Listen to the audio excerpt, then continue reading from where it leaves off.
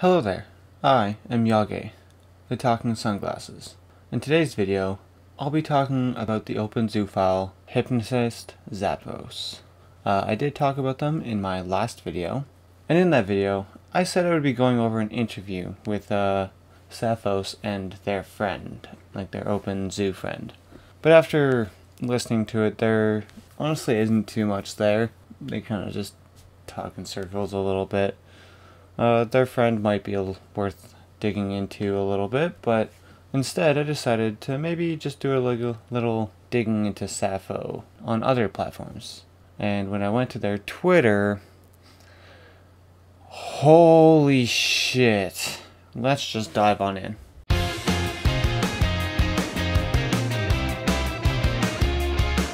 Now, we'll start this off by saying they do have some fairly graphic drawings that they have shared or posted. It's pretty gross, and it makes it so I definitely cannot show any of that in a YouTube video.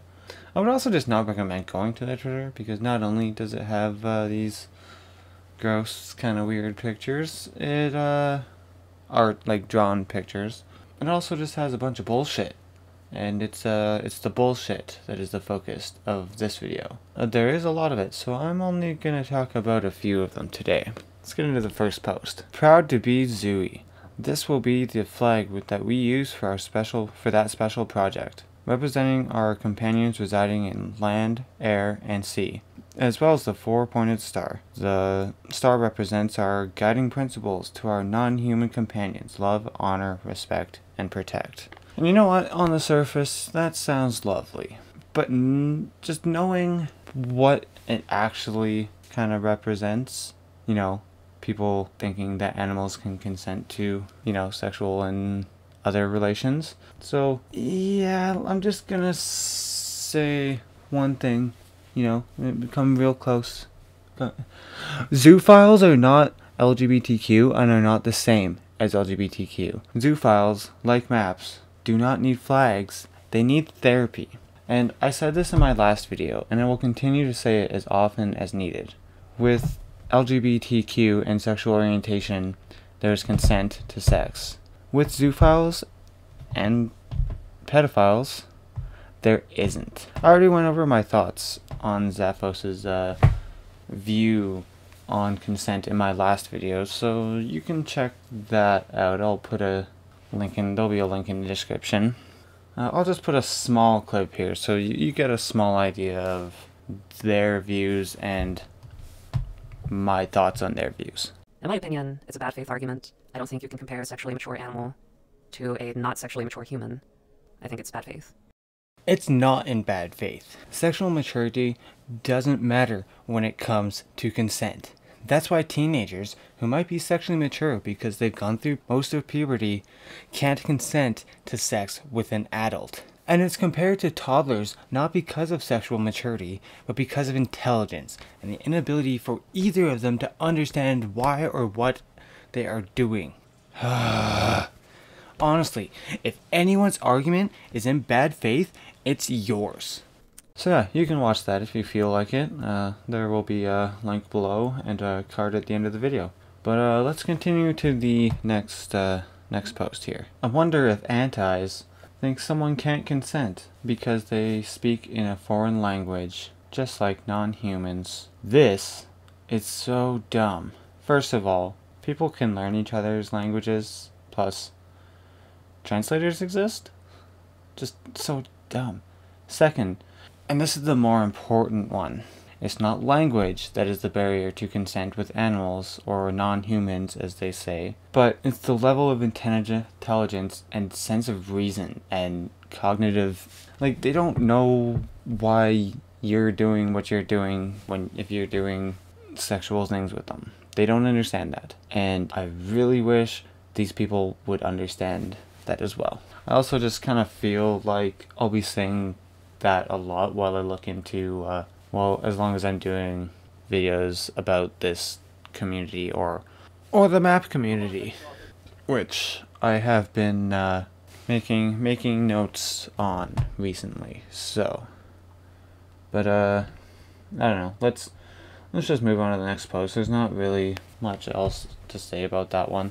I don't think we should refer to non-humans as pets, and ignoring their sentience, or implying being an owner, because it makes the implication that they are property and not deserving of being treated better.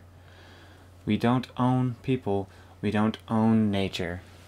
Alright, first of all, obviously we don't own people anymore. That's called slavery, which actually does still kind of happen in some parts of the world, so, I mean, yeah.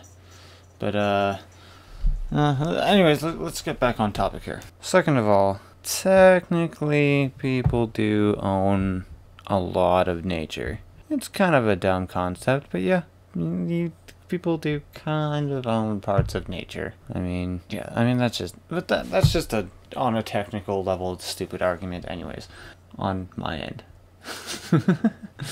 But anyways, also, calling them pets is not ignoring their sentience.